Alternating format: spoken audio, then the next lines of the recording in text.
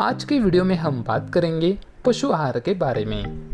नमस्कार किसान भाइयों, स्वागत है आपका वेस्टेक यूट्यूब चैनल पर।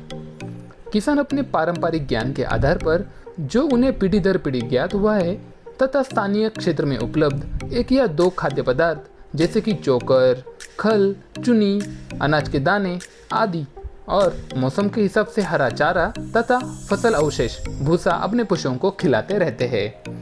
बहुत कम किसान अपने पशुओं को रोजाना खनिज मिश्रण खिलाते हैं और जो खिलाते भी हैं वो 25 से 50 ग्राम ही देते हैं। पशुओं को दिए जाने वाले चारे तथा आहार की मात्रा ज़्यादातर उनकी आवश्यकताओं से कम या अधिक होती है तथा उनके आहार में प्रोटीन, ऊर्जा या खनिज का असंतुलन हो जाता है। असंतुलित आहार से पशु दूध कम देता है, उत्पादन लागत अधिक रहती है तथा पशु का स्वास्थ्य और प्रजनन क्षमता भी प्रभावित होती है। इसलिए किसानों को दुधारू पशुओं के लिए आहार संतुलन पर शिक्षित करना अत्यंत आवश्यक है। इसीलिए दूध उत्पादकों को असंतुलित आहार से होने वाली हानियों तथा संतुलित आहार से होने वाले लाभों को समझने की आवश्यकता है। आपको बताना चाहेंगे कि पशु आहार काफी बड़ा और महत्वपूर्ण विषय है, इसलिए हम इस विषय पर वीडियो की श्रृंखला बना रहे हैं और इस भाग 1 में हम पशु को कौन सा आहार खिला सकते हैं इसके बारे में पूरी जानकारी लेंगे। कौन से आहार में कितना प्रोटीन से ये भी जानेंगे। तो चलिए शुरू करते हैं। सब्सक्राइब कीजिए वेस्टेक चैनल को और बेल आइकन पर क्लिक कर ऑल पर क्लिक कीजिए सभी वीडियोस के नोटिफिकेशन पाने के लिए।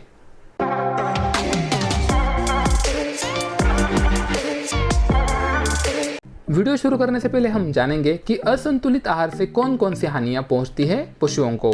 सबसे पहले तो दूध का कम उत्पादन, वृद्धि विकास दर और प्रजनन क्षमता में कमी आना, ब्यात काल में कमी और दो बछड़ों के बीच अधिक अंतर पड़ना, पशुओं को दुग्ध ज्वर और कीटोसिस जैसी चय अपचय से संबंधित बीमारियां होने की अधिक संभावना, बछड़ों का मंदगति से विकास होना तथा प्रथम बार गर्भवती बनने के लिए अधिक समय लगना। यानी पशुओं के अधिकतम विकास के लिए संतुलित आहार होना काफी आवश्यक होता है। तो आखिर ये संतुलित आहार क्या होता है? जी हम आपको बताते हैं। उपलब्ध खाद्य पदार्थों द्वारा पशुओं के आहार में सभी पोषक तत्वों को संतुलित करना। जी हाँ, हमारे भारत देश में अलग अलग प्रकार के धान तथा फसलें होती है। तो आइए जानते हैं कौन से धान और फसलों का प्रयोग कर आप अपने पशुओं को प्रोटीन युक्त खाद्य प्रोवाइड कर सकते हो। जी हाँ, सबसे पहले हम बात करेंगे सनफ्लावर ऑयल केक यानी सूरजमुखी के तेल से बने हुए केक्स के बारे में।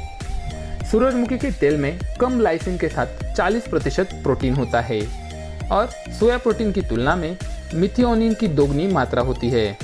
आपको बता दें कि सनफ्लावर ऑयल से बनने वाले जो केक है उनकी शेल्फ लाइफ यानी वो ज़्यादा दिन तक अच्छे नहीं रहते हैं और यह 20% तक पशुओं के आहार में शामिल किए जा सकते हैं। यानी अगर 100% आहार आप जो दे रहे हो उसमें से 20% सनफ्लावर ऑयल केक हो सकता है। और जो छोटे बछड़े होते हैं उन्हें सूरजमुखी का आहार खिलाने की सलाह नहीं दी जाती है। अगला हमारा आता है कॉटन सीड मील यानी कपास के बीज से बनने वाला आहार। इसमें प्रोटीन की गुणवत्ता काफ़ी अच्छी होती है। फॉस्फोरस और कैल्शियम का रेशो देखोगे तो 1:6 होता है, यानी इसमें कैल्शियम की काफ़ी कमी है। और अगर आप ये आहार स्तनपान कराने वाली गायों को खिलाते हो तो इसकी वजह से दूध काफ़ी कठोर और दृढ़ आ सकता है। काफ़ी सारे एरियाज में नारियल का आहार भी पशुओं को खिलाया जाता है। नारियल के आहार में कम लाइसिन और हिस्टिडीन के साथ 20 से 26% का कच्चा प्रोटीन और लगभग 6.5% तक तेल का कंटेंट होता है। उच्च तेल वाले भोजन जल्द बासी हो जाते हैं और दस्त का कारण बन सकते हैं। जी हाँ, इसलिए कम तेल कंटेंट वाले भोजन को प्राथमिकता दी जानी चाहिए। हाँ, आप इस प्रकार का भोजन सुअर या मुर्गी पालन में इस्तेमाल कर सकते हो क्योंकि इसमें उच्च फाइबर होता है। नारियल का भोजन फर्म दूध वसा का उत्पादन करता है, यानी अगर आपको दूध से मक्खन बनाना है तो आप नारियल का आहार पशुओं को दे सकते हो। बात करें अगर लिनसीड मील यानी अलसी के आहार की, तो अलसी में कम मेथियोनिन और लाइसिन के साथ प्रोटीन स्रोत और फास्फोरस कैल्शियम मौजूद है। यह राइबोफ्लेविन, निकोटिमाइड, पैंथोथेनिक एसिड और कोलिन जैसे विटामिन का एक उच्च स्रोत है। आपको बताना चाहेंगे कि ये जो सभी हम विटामिन के नाम ले रहे हैं ये आपको काफ़ी अलग लग रहे होंगे या फिर देखने में मज़ा नहीं आ रहा होगा, इसलिए हमने डिस्क्रिप्शन में इन सारे विटामिन में कौन कौन से फ़ायदे हैं ये दिए हुए हैं, आप नीचे क्लिक कर वो पढ़ सकते हो। बात करते हैं अगर मस्टर्ड केक यानी सरसों का केक, ये उत्तरी भारत में व्यापक रूप से पशु आहार के जैसे उपयोग में लाया जाता है और मूंगफली के केक की तुलना में इसका पोषण मूल्य काफ़ी कम है। डीसीपी और टीडीएन मान क्रमशः 27% और 74% है। डीसीपी यानी die calcium phosphate feed grade, जिसका उपयोग पोल्ट्री फीड और कैटल फीड बनाने के लिए कच्चे माल के रूप में किया जाता है, जो पशुओं के स्वस्थ रहने की अधिकतम जैव उपलब्धता कराता है।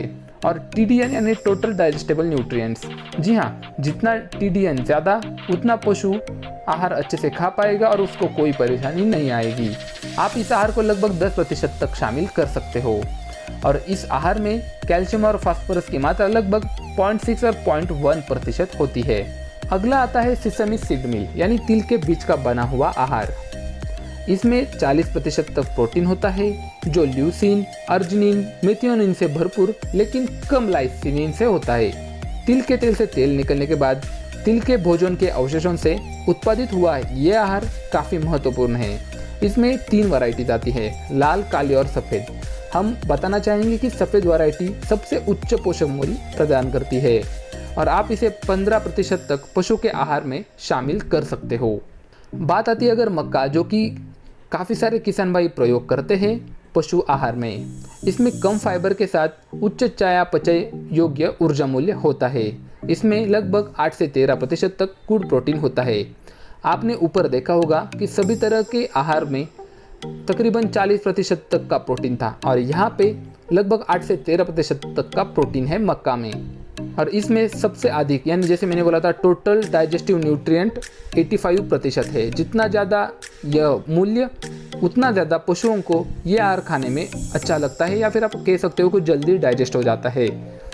और हाल ही में उच्च मेथियोनिन और लाइसिन के साथ मक्का फ्लोर 2 की नई किस्म का उत्पादन किया गया था, जो कि स्पेशली फॉडर के नाम से जाना जाता है, यानी पशुओं को खिलाने के लिए।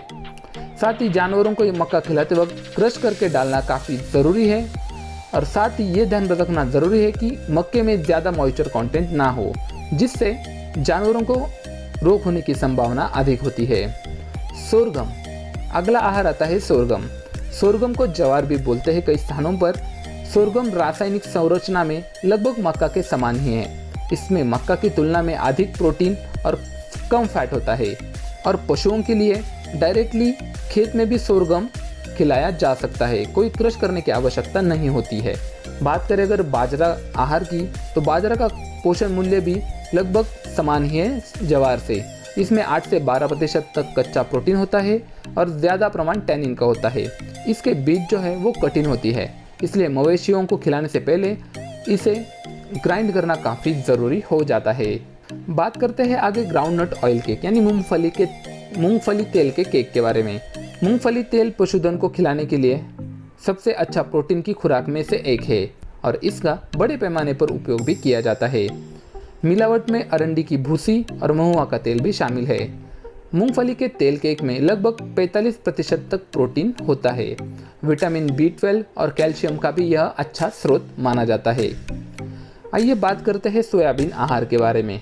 सोयाबीन भोजन में सिस्टीन सभी अपरिहार्य अमीनो एसिड के साथ लगभग 44% का प्रोटीन होता है और यह पूरे आहार के 30% तक सभी पशुओं को खिलाया जा सकता है। आम मिलावट में अरंडी की भूसी और महुआ तेल भी शामिल होता है सोयाबीन के आहार में। अन्य तेल बीजों की तरह कच्चे सोयाबीन में जहरीले और निरोधात्मक पदार्थ होते हैं। उचित गर्मी उपचार द्वारा यह निष्क्रिय किया जा सकता है, यानी सोयाबीन भोजन पशुओं को खिलाने से पहले गर्म करना काफ़ी आवश्यक होता है। आपको बता दें कि कौन से भी आहार के बारे में अगर आप डिटेल में जानकारी जानना चाहते हो तो नीचे कमेंट्स में ज़रूर लिखिए। अगले वीडियो में हम पशु के हिसाब से यानी गाय, भैंस, उनके बछड़े या फिर मेल पशुओं के लिए कैसे आहार होना चाहिए, सुबह, शाम, दोपहर कैसे आहार देना चाहिए, ये सारी चीज़ें आपको आसान शब्दों में बताने वाले हैं। इस वीडियो का पार्ट 2 ज़रूर देखिए। साथ ही सब्सक्राइब कीजिए वेस्टेक चैनल को खेती संबंधित जुड़ी सभी जानकारी पाने के लिए। वीडियो देखने के लिए धन्यवाद।